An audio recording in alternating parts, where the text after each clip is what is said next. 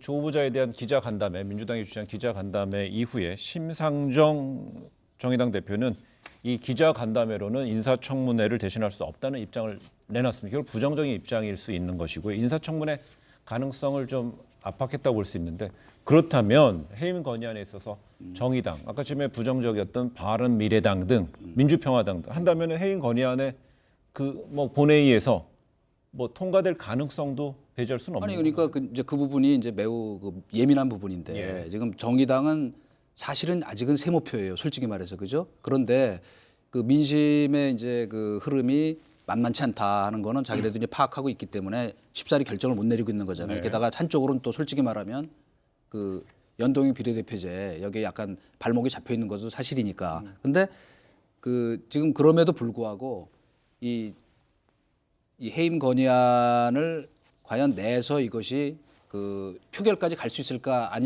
없을까가 이제 1차적인 관문이잖아요. 근데 그런 과정에서 진짜로 정의당이 야 이건 진짜 안 되겠다 하고 돌아서는 사태가 오면 그거는 뭐 거의 파탄적 상황이고 저는 거기까지 가진 않고 일단은 바른미래당 지금 저 평화당 일부죠. 그러니까 평화당은 뭐 지금 국회 의석이 많지 않으니까 그 지금 저쪽 연대 쪽으로 바로 나가 있으니까 어쨌거나 그 이른바 과반을 확보할 수 있을까?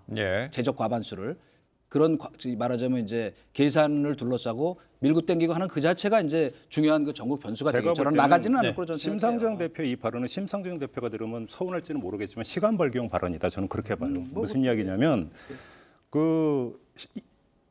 법이 정해져 있는 절차로서의 국회 청문회가 열릴 가능성은 극히 낮습니다. 지금 이 시점에서 정확히 이야기를 한다면 심상정 대표가 그걸 모를 리가 없어요. 그런데 청문회를 이야기한다는 것은 청문회는 끝까지 개최가 돼야 되고 따라서 개최되는 것까지 보겠다라는 어떤 뜻이 여기에는 함축되어 있는 것이죠. 그럼 바로 시간 벌기인데 왜 시간 벌기에 나서느냐는 이유는 조금 전에 저희가 나눴던 이야기. 어제 조국 후보자의 대국민 기자 간담회나 오늘 진행되고 있는 자유한국당의 고발 간담회는 모두 여론전이라고 본다면 이 두 번의 간담회가 지난 다음에 여론이 어떻게 조정이 될지 혹시 여론조사 결과가 어떻게 변동이 있을지까지를 지켜보겠다라고 하는 얘기가 되겠죠. 근데 그걸 자기 입으로 여론이 어떻게 변동되는지 지켜보면 안 되죠. 왜? 당의 입장에서는 원리 원칙에 따라서 같이 판단을 해야 되는 건데 여론을 신경 쓴다는 얘기는 할 수가 없으니까 우회적으로 이렇게밖에 이야기를 할 수 없다라는 것이죠. 그렇기도 하고 이른바 그 어떤 명분의 차원에서도 사실은 어제부터 지금 이루어지고 있는 뭐 책임이 누구에게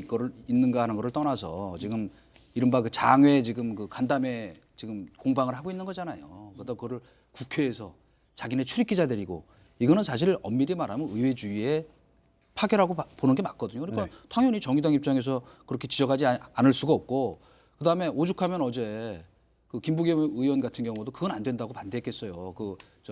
엄청난 그 비판 공세가 예상이 됨에도 불구하고 그러니까 이거는 사실은 원론적으로 봐도 지금 헌정사상 없는 일이고 정말 자꾸 이렇게 세상에 없는 나라가 만들어지네요. 근데 그런 면에서 볼 때 이거는 지금 이제 좀 앞서가는 얘기인지 모르지만 이제 오늘 만약에 이제 대통령이 그 전자결제로 그 재송부 요청을 이제 하는 그런 상황에 오면 저는 지금이라도 좀 이제 다시 원론으로 돌아가서 그래도 청문회 하는 방향으로 우리가 한번 의견을 모아보자 그러면 제가 보기엔 그것이 바로 윤윤의 정치거든요. 그러니까 지금 바른미래당은 보니까 확고하더라고요. 지금 다시 재협상해서 청문회 열자 주말이라도 하는 거거든요. 그러니까 사실은 지금 이제 가족 문제도 양보했기 때문에 이제 청와대만 조금 유연하게 대응하면 돼요. 이동관 수석의 말씀은 이제 원리 원칙에 따른 이제 그 말씀 지적으로 이제 이해를 하고 저는 현실적인 측면만 놓고 보면 원리 원칙이 중요한 거예요.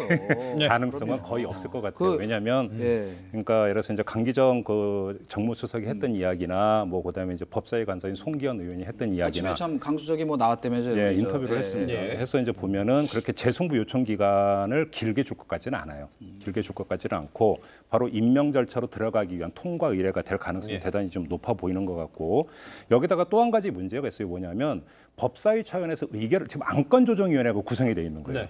그러니까 이게 지금 잠깐 정리를 드리면 민주당이 입장을 바꾸지 않고서는 법사위에서 청문회를 열 수가 없어요. 왜 그러냐면 안건조정위원회가 해소가 돼야 되거든요. 근데 지금 어떻게 되냐면 안건조정위원회는 원내 제1당이 3명, 나머지 당이 3명 이렇게 6명으로 구성이 되어 있고 그 정개특위에 했었던 것처럼 안건 조정을 해소해 버리려면 3분의 2, 4명이 동의를 해야 되는데 민주당이 3명이니까 민주당이 입장을 안 바꾸는 이상은 안건 조정 절차를 마무리할 수가 없어요. 물론이죠. 그러니까 결국은 이 문제는 증인 채택 문제에서 또 그 자유한국당은 나머지 2명은 절대 안 된다.